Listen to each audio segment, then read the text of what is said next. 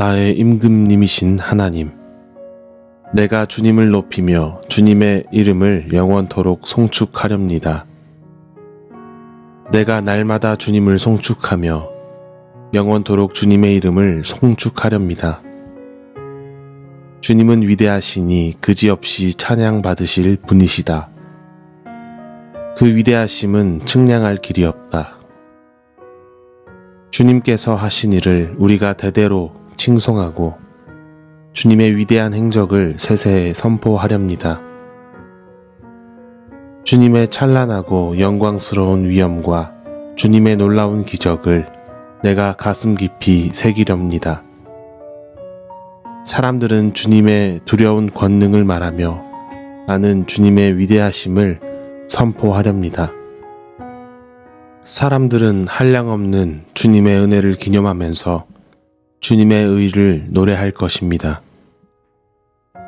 주님은 은혜롭고 자비로우시며 노하기를 더디하시며 인자하심이 크시다. 주님은 모든 만물을 은혜로 맞아주시며 지으신 모든 피조물에게 긍휼을 베푸신다. 주님께서 지으신 모든 피조물이 주님께 감사 찬송을 드리며 주님의 성도들이 주님을 찬송합니다. 성도들이 주님의 나라의 영광을 말하며 주님의 위대하신 행적을 말하는 것은 주님의 위대하신 위엄과 주님의 나라의 찬란한 영광을 사람들에게 알리려 함입니다. 주님의 나라는 영원한 나라이며 주님의 다스리심은 영원무궁합니다. 시편 145편 1절에서 13절 말씀입니다. 사람은 어떤 압도적인 대상 앞에서 작아짐을 느끼곤 합니다. 그리스 사람들은 안개와 구름에 비밀스레 가려진 거대한 올림푸스 산을 보고 신의 정원을 떠올렸고, 유라시아의 유목민족은 장쾌한 대지를 압도하는 드넓은 하늘을 보고 탱그리 신앙을 가졌지요. 그러니 콘크리트 빌딩, 욕망으로 쌓아 올린 현대의 신화 앞에서, 그리고 돈으로 만들어내는 오늘의 여러 이야기들 앞에서 사람이 때때로 욕망과 재물에 압도당하여 작아지다가 어느새 그것을 신으로 두고 섬기는 일이 그 무엇보다 우리 시대에 설득력이 있는 신앙이 되지 않았나 생각해 봅니다. 그러니 오늘 본문의 말씀이 현대를 살아가는 사람들에게 어쩌면 생소한 고백과 찬양으로 다가오지 않을까 고민해 봅니다. 왜냐하면 오늘 우리가 함께 읽은 시편 145편은 다른 그 무엇도 아닌 오직 하나님을 왕으로 그리고 주님으로 섬겨야 할 것을 거듭 강조하며 참여를 독려하기 때문입니다. 시편 145편은 하나님을 찬양하는 찬양시 중에서도 가장 잘 알려져 있는 시이지요. 교부 성 어거스틴의 고백록에 인용이 되는가 하면 하스데반 선교사의 노래, 왕이신 나의 하나님의 출처가 되는 등 과거로부터 지금까지 우리 기독교의 문학과 신앙 그리고 문화에 이르기까지 다양한 영감을 주었던 찬양시입니다. 그렇다면 이 시가 노래하는 하나님의 어떤 속성이 그들에게 그토록 설득력 있게 읽혀졌으며 그리고 우리 신앙인들에게 감동을 줄 수 있을까요? 시인은 3절에서 이같이 이야기합니다. 주님은 위대하시니 그지없이 찬양 받으실 분이시다. 그 위대하심은 측량할 길이 없다. 시인이 하나님을 끝도 정도도 없이 찬양할 분이라고 노래하는 것은 시인이 하나님의 위대하심을 측량할 수 없었기 때문입니다.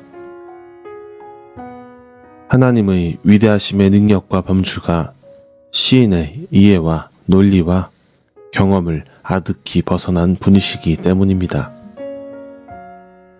시인은 일종의 압도되는 경험을 하나님을 마주하며 느낀 것일 테지요. 아무리 많은 것을 배우며 알고 제 아무리 다양한 경험을 하여 한다 해도 측량할 수 없이 위대하신 하나님 앞에서 작아진 자의 고백이라 할 수 있겠습니다. 꼭 하늘을 보고 압도된 이들이 하늘을 보고 신이라고 부르며 대지를 보고 압도된 이들이 땅을 보고 신이라고 부르고 오늘날 욕망으로 이룩한 것들을 보고 사람들이 돈을 신이라고 부르는 것처럼 시인은 그렇게 하나님의 무한한 위대하심 앞에서 자연스레 압도되어 하나님을 나의 왕이며 나의 주님으로 고백하는 것입니다. 그러나 시인이 찬양하는 하나님은 다른 것들과 결코 같지 않습니다. 시인은 그 까닭을 8절과 9절을 통해 이렇게 노래합니다. 주님은 은혜롭고 자비로우시며 노하기를 더디하시며 인자하심이 크시다. 주님은 모든 만물을 은혜로 맞아주시며 지으신 모든 피조물에게 긍휼을 베푸신다. 그렇습니다. 은혜로우시고 자비로우시며 노하기를 더디하시고 인자하심이 크신 그 하나님은 간혹 우리를 압도하는 사물이나 자연이나 모양에 계신 것이 아니라 그것을 지으시고 돌보시고 만물을 은혜로 맞아주시는 분이기 때문입니다.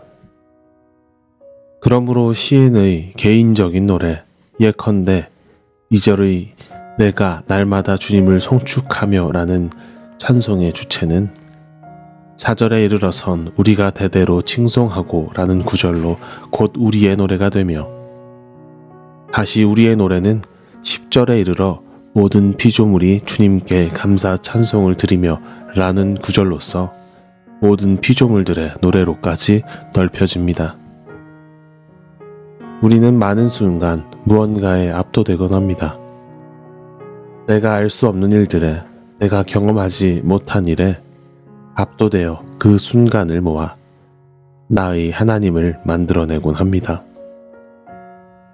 그리고 그 하나님의 모양에 길들여져 어느새 하나님을 마주할 때 새로움이란 없고 그보다 큰 하나님을 고백하며 살아가기 어려워집니다. 그리 하나님을 전부 아는 양 살아가기 마련입니다. 그러나 이럴 때 욥기 말미에 욥의 고백은 우리에게 경종을 울리지요. 잘 알지도 못하면서 감히 주님의 뜻을 흐려놓으려 한 자가 바로 저입니다. 깨닫지도 못하면서 함부로 말을 하였습니다. 제가 알기에는 너무나 신기한 일들이었습니다. 욥의 고백과 같이 시편의 시인의 고백과 같이 왕이신 나의 하나님은 우리에게도 왕이 되십니다. 우리에게 왕 되신 하나님은 만물에게도 왕이 되십니다. 우리는 때때로 하나님을 알기 위해 그 하나님의 모양을 만들어내곤 하지만 그렇지 않습니다. 내가 만난 하나님을 곧 온전한 하나님의 모양으로 고백하는 것은 사실 내가 만든 우상을 고백하는 것과 다르지 않을 것입니다. 왜냐하면 시인의 고백처럼 욥의 고백처럼 우리의 하나님은 측량할 수 없이 크고 끝없이 위대하신 창조주 하나님이시기 때문입니다. 그러므로 우리 마음 한구석에는 늘 새롭게 마주할 하나님을 향한 그리고 새롭게 압도를 당할 만한 욥에게 공간이 필요합니다. 말씀을 읽고 다시 묵상의 처음으로 돌아가 물어봅니다.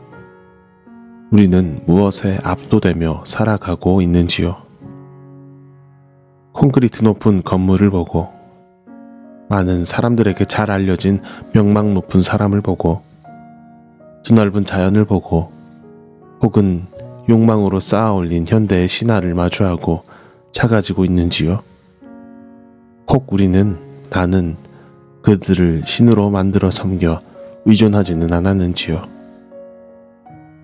그러나 이런 말이 있다죠. 이 세계 속의 누군가에게 지나치게 의존하지 말라. 심지어 너의 그림자도 내가 어두움 중에 있을 땐 너를 떠난다. 평생 함께 할 것 같았던 나의 그림자도 어둠이 짙을 땐 종종 우리를 떠나곤 합니다. 세상의 것은 그게 무엇이라 해도 어떠한 모양으로 우리를 압도시킨다고 해도 그림자처럼 어느새 우리를 훌쩍 떠나갈 것입니다.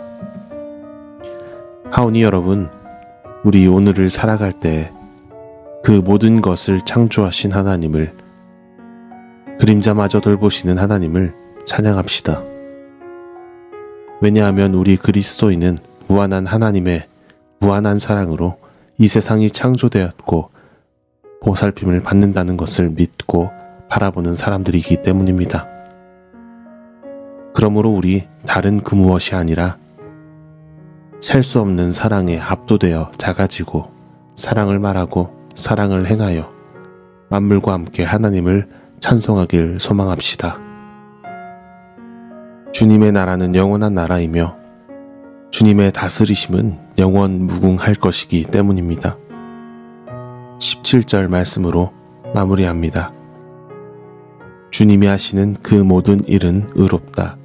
주님은 모든 일을 사랑으로 하신다.